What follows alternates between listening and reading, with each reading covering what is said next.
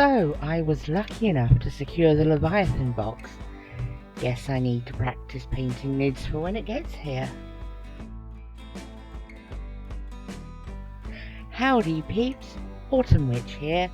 Yes, the box is coming, and as a group, we're going to get some mileage out of it. But first, I dug out my old Nids that have been sat around for ages doing nout.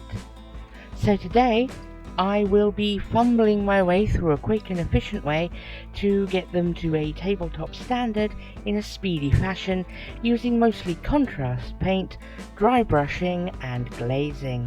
What I have here are a winged hive tyrant and 3 tyrannid warriors, all primed in a zenithal style, as is my preference.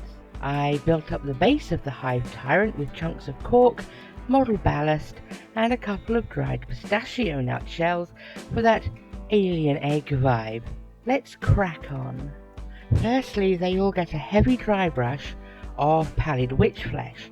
This serves a great base for Leviathan skin. Given the unwieldy nature of the flyrant, I kept the head separate for close-up shots of certain techniques. I go over the skin with Magos purple contrast paint. At this stage, it's better to be thorough and overspill onto other areas than it is to try and be precise and missing some areas. This will be tidied up later. Back with the pallid witch flesh again, with a lighter dry brush over the whole skin.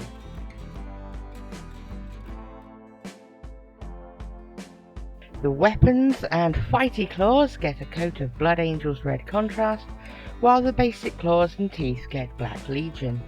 It may not be 100% to the current heavy metal scheme, but I like how this looks. Starting on the carapace, I grab Vallejo Alien Purple. Now, this is an example of where I go from light to dark. I'll be bringing the colour down with a few techniques. I went in with Druchii Violet, making sure I have all the recesses covered and being careful to avoid pooling on the larger plates. My pot seems to have gone a bit manky.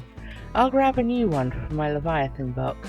I do a recessed shade of Tamiya Black panel liner on the carapace, and also go around the minis lining those little holes in the skin which expose the subdermal layers of the flesh.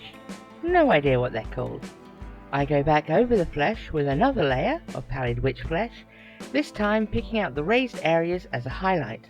I make sure to leave the recesses alone and have thinned the paint to give a simple gradient effect between the shadows and highlights. Keeping with pallid witch flesh, I dry brush the carapace and weapons in anticipation of the glazes which come later. Using the colour this way helps visually tie the creature together as one organism, rather than a dude in armour carrying separate weapons. I go over the base with Vallejo Black, then I pick out the eyes, weapon parts and tongues I want to glow. For this I use Corax White for its decent coverage. I go all ink tense and grab my scale 75 glazes. I use the purple over the armour, red over the weapon casings, green on the tongues and glowy weapon bits, and the yellow for the eyes. I dry brush the bases with Phoenician Grey. Before priming them, I put some texture paint on the bases to give a realistic surface under the base ready mix I plan to use. The cool blue gives a nice contrast to the rich colours of the minis themselves. Geek Gaming Scenic's basing glue is my go-to. I don't know what I can say about it that I haven't said in pretty much all my videos to date. I chose Geek Gaming's Grimdark City Rubble basing mix. I wanted it to look like the ground around the Tyranids had been utterly razed and scorched. Normally I dunk the minis in the bag, but the heftiness of these dudes necessitated an ice cream tub instead. Finally, I grab Demonette hide and dry brush it over the carapace, working against the details to get that highlight. Little hobby tip: if you don't have the size dry brush you need to hand, just cut the bristles short on an old brush and it works just dandy. Well folks, that just leaves a few bits to tidy up and the flyrant's head to attach, and we can call them done. To tabletop standard at least. I'll go back in at some point with crisper highlights and better glow effects, but it's a decent standard to get a bunch of Nids 2 in a few hours work. There's more Leviathan based content coming up on the channel, along with some other hobby content that has nothing to do with Games Workshop, so if you're pumped for Leviathan or fed up with the sight of it, we've got you covered. Subscribe not to miss out, like the vid to help us out, and share it with your mates. I'm Autumn Witch, and I'll catch you next time on Bleeding Tree Gaming.